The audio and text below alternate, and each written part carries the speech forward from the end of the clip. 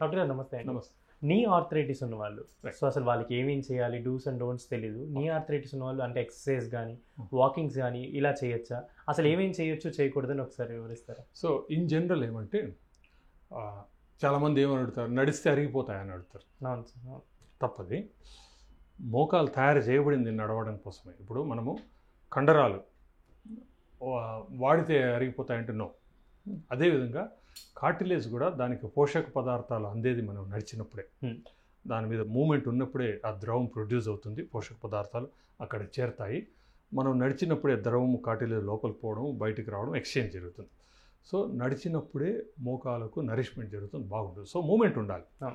అది సైక్లింగ్ కావచ్చు, నడక కావచ్చు, స్విమ్మింగ్ కావచ్చు, ఏదో ఒకటి లో ఇంపాక్ట్ ఎక్సర్సైజెస్ అంటే యోగా కావచ్చు, ఏరోబిక్స్ కావచ్చు, మూమెంట్ ఉండాలి. అట్ ద సేమ్ టైం ఏదైనా ఒక బ్యాలెన్స్గా సమపాలనలో జరగాలి. ఏమీ నడవకుండా ఏమీ యాక్టివిటీ చేసుకునే వాళ్ళకు తొందరగా అరుగుతాయి మోకాలు. అతి ఎక్కువ యాక్టివిటీ చేసేవాళ్ళు హెవీ రన్నింగ్స్, హెవీ బరువులు ఎత్తడము, కొంతమంది జిమ్ముల్లో ఎనార్మస్ బరువులు ఎత్తడం చేస్తుంది. వాటి వలన స్ట్రెయిన్ పడుతుంది, డ్యామేజ్ అయ్యే అవకాశం ఉంది.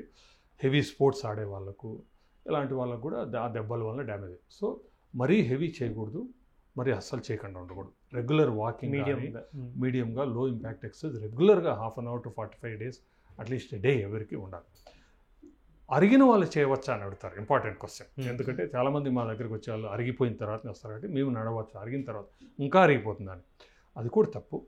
అరిగిన వాళ్ళు కూడా మూమెంట్ ఉన్నప్పుడే దాంట్లో ఆ మిగిలి ఉన్న కార్టిలేజ్ పోషక పదార్థం జరుగుతుంది, కొద్ది గొప్ప దానికి స్టిమ్యులేషన్ వస్తుంది. సో అది స్ట్రాంగ్గా ఉన్నది స్ట్రాంగ్గా తయారవుతుంది. అరిగిన వాళ్ళు కూడా నడిస్తేనే ఇంకొంతకాలం ఎక్కువ కాలం ఉంటుంది, నడవకపోతే ఇంకా తొందరగా అరిగిపోయే అవకాశం ఉంది. కాబట్టి వాళ్ళను ఎవరైనా మోకాళ్ళు అరగని వాళ్ళైనా అరిగిన వాళ్ళైనా లో ఇంపాక్ట్ ఎక్సర్సైజ్ రెగ్యులర్గా చేయాలి.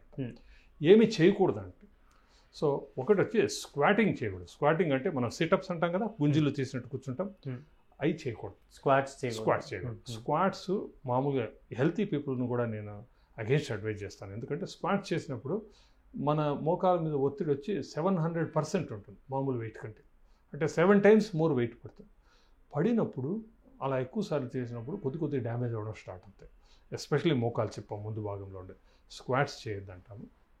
ఎక్కువ మెట్లు ఎక్కి దిగడం వల్ల కూడా కొన్నిసార్లు మోకాలు చిప్ప ముందు భాగంలో 4-5 times బరువు పడుతుంది దానికి. సో ఎక్కువ చేసే వాళ్ళకు కొంచెం అది కూడా అరిగే అవకాశం. జనరల్గా ఇలాంటివి చేద్దాం. మామూలుగా రెగ్యులర్ మన డే టు డే లైఫ్లో 2 అంతస్తులు, 4 అంతస్తులు, 5 అంతస్తులు నేను రెగ్యులర్గా ఎక్కుతాను. నేను 5 అంతస్తులు కూడా ఎక్కుతూ ఉంటాను, లిఫ్ట్ తక్కువ వాడతాను. సో రెగ్యులర్గా వాడే వాళ్ళని, హెల్తీగా ఉండే వాళ్ళని చేయమని చెప్తాం. బట్ మరీ ఎక్కువ చేయకూడదు అదే పని, ఎస్పెషల్లీ మోకాలు అరిగిన వాళ్ళు చేయకూడదు అంట. ఆ విధంగా సో హెవీ స్పోర్ట్స్ అంటే సో రెగ్యులర్ వాకింగ్ చేయండి, చేయగలిగింది. ఏదో ఒక లో ఇంపాక్ట్ ఎక్సర్సైజ్ ఉండాలి. స్క్వాటింగ్స్ కానీ, మరీ ఎక్కువ మెట్లు ఎక్కడం కానీ, హెవీ ఎక్సర్సైజ్ కానీ చేయొద్దు అంటాం. ఓకే, నమస్తే.